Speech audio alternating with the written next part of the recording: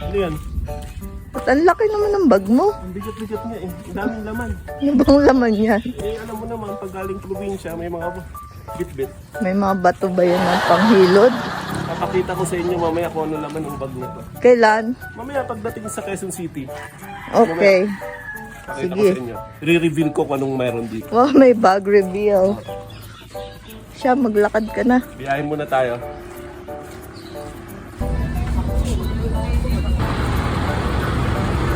Mga siya, nandito na tayo sa Quezon City.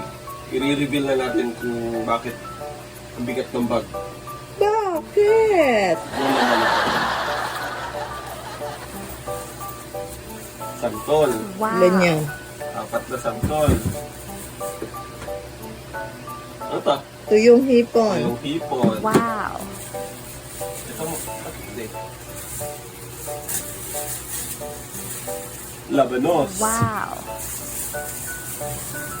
Maraming Avocado. avocado.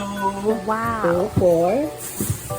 Tandahan, baka magkapasa. Ayan. Saka Rambutan. rambutan. Wow. Dito, may nakatago pa dito. Nakabalot.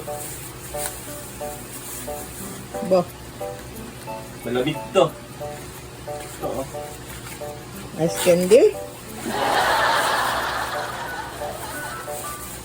Ano ba to? Paano mabuksan to?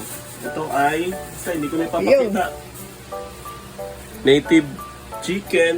Wow. Dala, frozen pero no sinabi. Yan ang laman ng bag. Maliban sa mga damit. Ito lahat to. Dami niyan. Ito yung hipon. Kaya mabigat ang bag. Dahil ang dami naming dala galing probinsya. Bye-bye!